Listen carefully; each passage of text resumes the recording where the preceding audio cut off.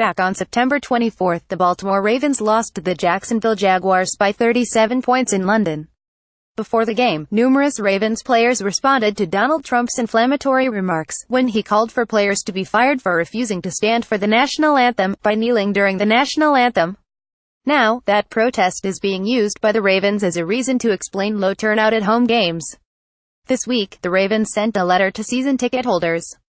In that letter, which was obtained by CBS Baltimore, team president Dick Cass said that the no-shows at Mount Bank Stadium are at least partially due to that protest in London. We had the poor showing in London, complicated by the kneeling of a dozen players during the national anthem. That became an emotional and divisive issue.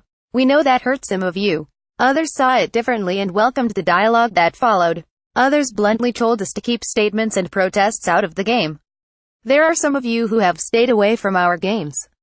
We have had significant numbers of no-shows in the past when our play on the field has not met the high standard we and you have set for the Ravens. But this year has been different. The numbers are higher, and it is noticeable. There are a number of reasons for the no-shows, but surely the one-time protest in London has been a factor. In the letter, he also said that the Ravens have responded to those who voiced their concerns about the protests. We have responded to your concerns about the protest by redoubling the efforts of both the organization and our players to make the Baltimore area a better community. We have also reached out to a number of you who wrote or called about the protest. I personally made a number of phone calls and met with some of you.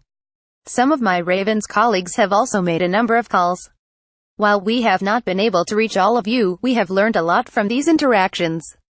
It's worth noting that the Ravens ended their protests after the London game. Before their next home game, however, they did kneel in prayer before the national anthem. The fans booed them when that happened, even though the players ended up standing for the national anthem. One could, of course, argue that another reason for poor attendance could be the Ravens' unquestionably boring football.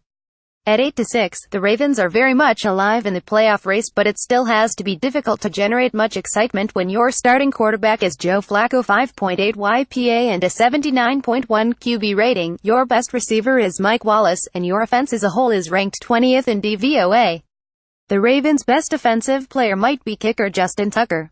The Ravens' defense remains a strong unit, strong enough that Ravens still have a shot to make the playoffs, but their lack of explosive skill position players on offense has led to them playing a very boring style of football.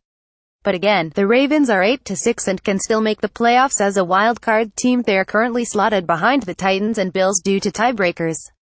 They should get credit for finding a way to win despite their anemic offense.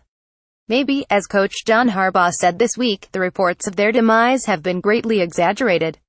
I do appreciate the character of our team and the resilience of our team and the mental toughness and the focus and the ability to get right at the task at hand and push aside the stuff that is not important and get right at what is important and deal with adversity when it happens, with the different injuries, Harbaugh said, per ESPN. You are right, it is all around the league. Every team deals with it to one degree or another.